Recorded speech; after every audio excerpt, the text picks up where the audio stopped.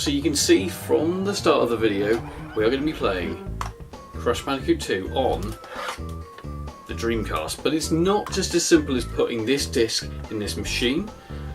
There is a link with the game, so if you do have a Dreamcast you can play it yourself. But let's take a look at what is a fantastic game, but is it a fantastic game on the Sega Dreamcast? It's okay. Actually, hold on a second, it's actually a bit more than okay. This is Crash Bandicoot 2 on the Sega Dreamcast. Now let's face it, we never saw Crash Bandicoot ever come to the Sega, or any of the Sega consoles, until now. And, don't get me wrong, I think this looks pretty special. As you can probably already see, there are issues with this Bleem version of Crash Bandicoot 2. So much so, there is no... basically missing all of the sound effects, which will probably annoy a few people. But if you are just sort of in awe, just as I am, as seeing Crash Bandicoot on a Sega Dreamcast, and especially Crash Bandicoot 2, then I think we can overlook that.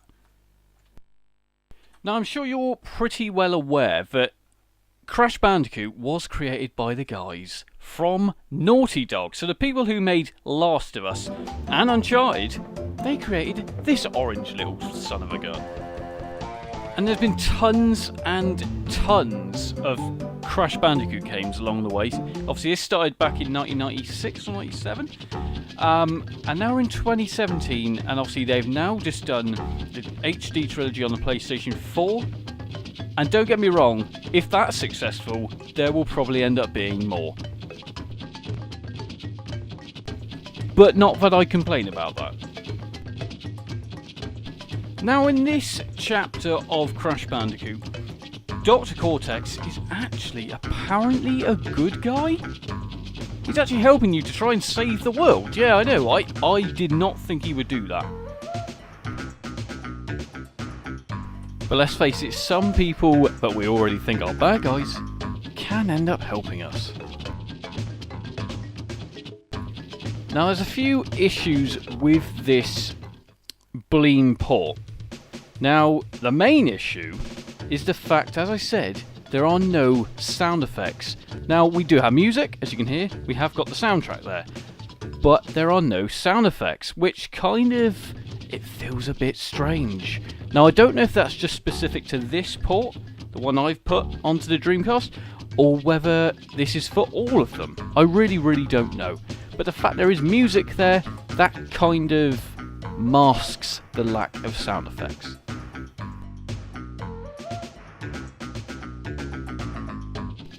Don't get me wrong though, I'm not going to complain too much because this is no mean feat. This is literally a PlayStation 1 ISO or disc image that someone has essentially ported straight onto the Dreamcast. For all of you guys that obviously couldn't play it because you probably never had a PlayStation, you had the Dreamcast, the awesome console. Now the other thing, the controller, well the Sega Dreamcast controller with this game seems to work really well. Don't get me wrong, I mean now you can use the analog stick or you can use the D-pad. Now my preference for this game would be to use the analog stick. I think games like this are specifically made exactly for the analog stick. Great sensitivity, it works really well, just as the PlayStation 1 controller did. Another drawback with this game, as you can probably see, is the textures. They don't always work very well. They seem to be a little bit finicky at best. I also can't seem to get the save option to work very well. Now I don't know if that's just something I'm doing wrong or whether it just isn't supported. I don't really know.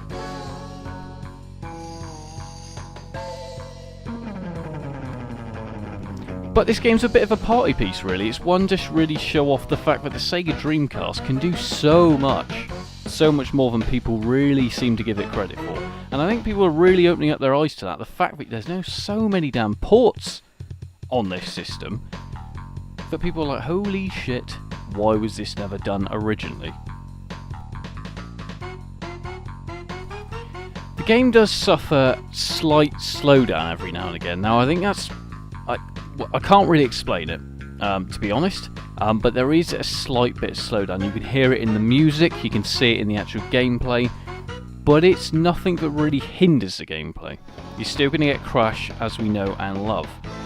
And I'm really glad I found this. I love Crash Bandicoot. Obviously now they've been HD remastered on the PlayStation 4 and to great success.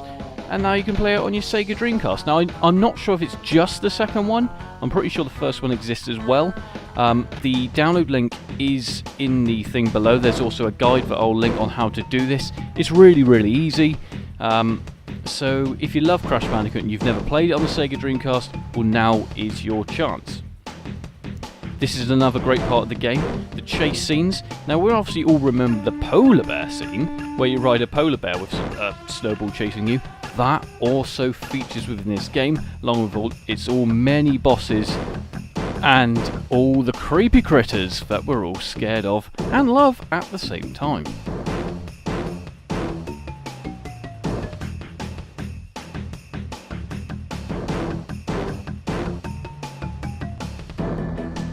Now to wrap up here, Crash Bandicoot 2 on the Sega Dreamcast is fantastic. It plays well, albeit it is a bit jerky, but we'll forgive that. This is Crash Bandicoot on the Sega Dreamcast, for crying out loud. This never would have happened back in the day. This is a Sony property. This is something that someone's put a lot of time in to porting over to the same Sega Dreamcast for you all to enjoy now. It's a great party piece, so if you've got a load of mates over, they love playing Sega Dreamcast, and you're like, I got something to show you. You show them this. It really, really looks great. Colours look great, it's great and vibrant, plays well.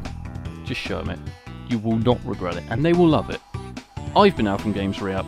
Enjoy a little bit more footage here from Crash Bandicoot 2 on the Sega Dreamcast. Al signing out.